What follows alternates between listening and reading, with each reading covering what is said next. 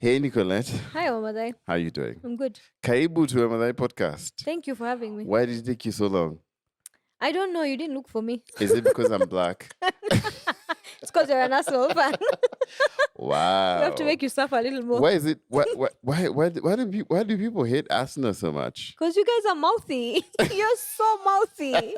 You're not humble. Listen, Arsenal is going through, a long-term bad patch. It's been long. I think even before I was born. We will bounce back. Yeah, we need you guys to stay in the Premier League. No, I don't. I mean, to be honest, I don't think anything is going to happen. So yeah, we'll just be fine. But anyway, obviously you're here to talk about your work in sports journalism. How did you get started? I mean, I don't know. You don't look like you watch football. Let's start there. I think, okay, before I used to do entertainment at Ibru. Yeah. So I was part of some panel that we used to just talk about gossip as per the norm. Yeah. But then one of the producers from the show had noticed that I tweeted a lot about sports. Yeah. And they were looking for a female who could do the Monday show they were launching a new Monday sports show. Yeah. So she just called me and she told me, "Can you speak about the things the way you tweet about the things?" Yeah. And I was like, "Yeah, why not? In fact, I think I can do it better than I do gossip." Yeah. Then she was like, "Okay, I want you to start doing that from Monday." Yeah. Then that's how I started. What is the name of the platform? So there used to be there's a show that we do. They do every morning called New Day. Yeah. So the Monday New Day, what they did is they started a sports roundup. Yeah. So it was overall sports: football, rugby, local, international. So what's the name of the platform? So I am with Ibru TV. That's where I've been. I contribute with other media houses, but Yeah. the main place that I'm known for is Ibru TV. Okay. Yeah. What do you like about it? Okay, for me, I'll always be grateful that they're the only ones who actually gave me a chance. Yeah. Because I remember there was a time I really wanted to do radio Yeah. in terms of sports, and I had spoken to some guys, and they're always like, "Yeah, we'll let you know. You'll come and do a voice test, blah blah blah." But they would never get back to me. Yeah. I think they never. Maybe they looked at me and didn't see like I knew what I was gonna talk about, Yeah. or it just seemed like it was just I'm just trying to trend or something. Yeah. So with Ibru, because they had already noticed it, because one of the producer follows me on my Twitter. She had already noticed it. So she was like, "Can you do the same thing you do online on TV?" Yeah. And I was like, "Yeah, I can." What would you suggest, let's say, women pundits who want to join this space? What would you suggest they start doing? First, I would suggest use your online pages well. Yeah. Like your Instagram, your Twitter. That's always where people are gonna know you from. And then secondly, build networks. Yeah. Okay. The female punditry space, I understand, is not easy for everyone. Yeah. You really have to have thick But skin. actually, there's no female punditry. It's just punditry. It's just that you just Yeah. happen to be a woman. You just happen to be a woman, but you see, the problem is when you're a woman in Yeah. that field, Yeah. you're not gonna be taken seriously. So you have to always, how do I say, ignore that part. Yeah. Ignore the fact that there's always going to be someone who's going to tell you don't know what you're talking about. You have Yeah. to always, that's the first thing you need to do, ignore that fact. Yeah. As long as you know your facts, you know your sports. Yeah. Because sports is not gender based. At all. It's not gender based. And for me, I'd say women will pay more attention because there are hot men running around. I mean, of course, the woman is Well, I going to be think- paying more attention. I think the only gendered space about it is that there's like women's football and men's football. But as far as commentary is concerned, It's not gender based. Yeah. I mean, even refereeing these days is no longer gender based. You have It's female not, yes. refs in a male match, so it's no Yes. longer gender based. Yeah. So there always going to be those people who have that backward way of thinking. Women belong in the kitchen, blah blah blah. So the Yeah. first thing you need to do, first of all, you have to have thick skin. Yeah. You need to always be prepared for that. As long as you know and you're confident in what you're saying, because Yes. you see, the thing with sports is it's a debate. Yeah. I'm seeing things from a different angle. You're seeing things from a different Perspective. angle. Yeah. It's different. It's meant to be different. Yeah. No one is ever going to be right and no one is ever going to be wrong. Yeah. 'Cause And you don't have to agree. and you don't have to agree. You just have to know the rules and understand the sport. Yeah. So even when you're arguing out why your point is right, Yeah. you understand the rules of the game. Yeah. Because we have men who will argue. They come online and argue all the time, but they don't even understand the basic rules of the sport. So it's as long as you understand the sport, you just have to go with that. But thick skin, use your networks, Yeah. and meet people. Yeah. Because for me, I'll say the thing that has helped me the most, I think as much as you'll meet the 1, 2 guys who are still backwards, there are also guys who really want to help and really want to be Yeah. part of your journey. Yeah. So allow yourself to meet people, no matter, and don't be afraid of how famous these people are. Yeah. Because for me, I feel like guys in the sporting industry are much more nicer. They're easier to approach. Yeah. They're always willing to help. Because for me, I'll say, I mean, people like Bernard Ndong, Yeah. he's someone I can text and say, I have this idea. What do you think? Yeah. Yeah, there are people who, they're always there to help. Eric Njiro was one of the first people to take me for a rugby game. I would Yeah. enjoy rugby, but I would never go because I always felt like you'll be intimidated. He'd always be like, Nicolette, let's go. What Yeah. are you sitting here doing? Let's go. Yeah. There are guys who will help. So you have to be able to reach out. You have to build your networks. Don't be shy. Yeah. Don't be intimidated by whatever someone is going to tell you. But yeah, I think that's the first thing to do. The networks, they're very important. What are the challenges that you faced in this space? I mean, other than people not taking you seriously because you're a woman. I think for any woman in this industry, the first challenge you're going to face is being female. You know, there's nothing wrong with it, but the minute just someone sees only them, Because the space has been predominantly male. male. And then also when you're female, you have to have a certain look. Like I have to have my jeans, a jersey, like a tomboyish look, sneakers. Yeah. Then there's a higher You can't percentage. you can't wear your heels to the You can't studio. wear your heels. There's a higher percentage I'll be taken a bit more seriously. Yeah. But at least I'm seeing now, because now we can see there's some women who are like, me, I'm going to come up with my short dress and my high heels, and I'm still going to talk about sports more than you probably know. Yeah. So I think just the image behind how a woman in sports should look, I think that's our biggest challenge. And I think the only reason why it's like that is I think the women who actually made it and Yes. became famous naturally just prefer to dress a certain type of way. Yeah. So I think it's perceived as a woman, if you're talking about this, you need to look like that, not like this.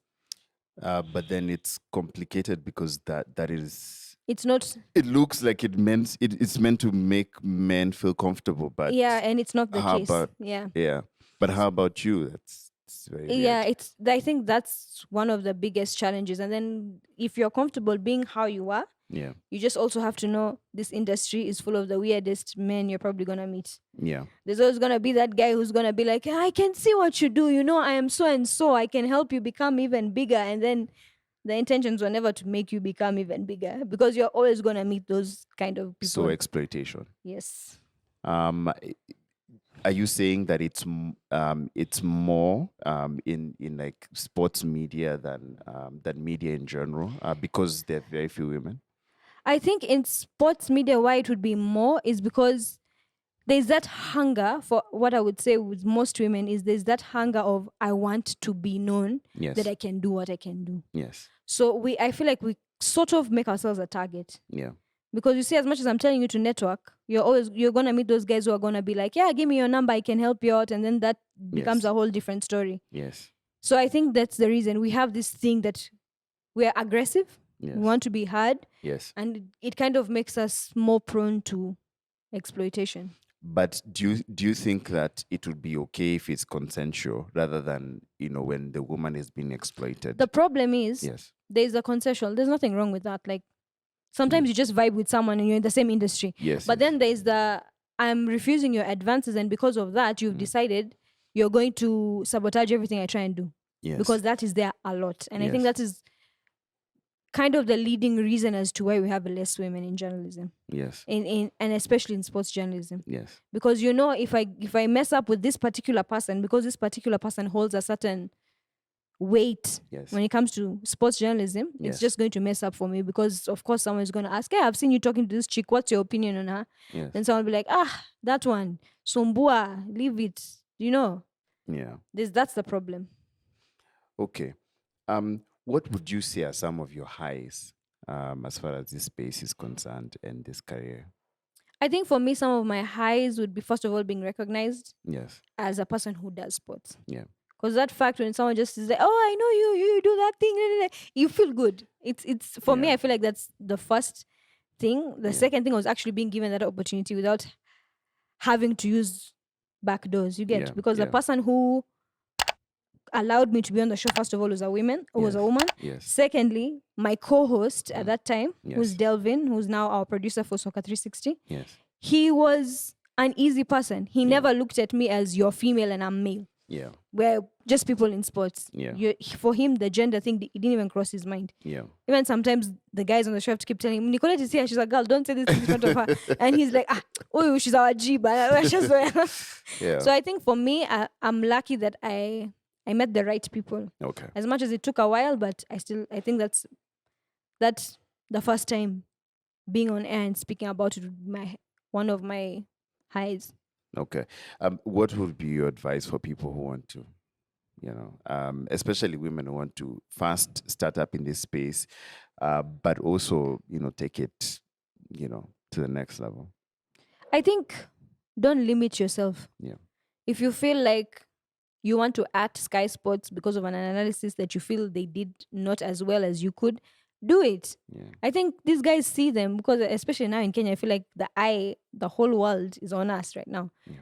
I think because of, the people who have put that, Akina Elsa and all these guys who have put that spotlight on us. Yeah. So whatever you do right now, international houses are going to look at it. Yeah. So just don't limit yourself. Yeah. What would you say is the future of sports journalism here? For me personally, I feel like, okay, we are more recognized now, number one. Yep. Sports in general, from the Yep. journalism to the athletes, I feel like we're more recognized. Yeah. The only problem I feel like is the support, that it's not there. Because if you think about it, even we don't really have all-rounded sports shows. Yeah. And even if we do, it's like really old people and they're all guys. Like there's no, the content behind it, the support behind it, Yeah. it's still not The there. banditry itself. Yeah, Yeah. it's still not there. We don't have like a whole station that's dedicated to sports. We have so much sports in Kenya. No one is doing that. You understand? Yeah.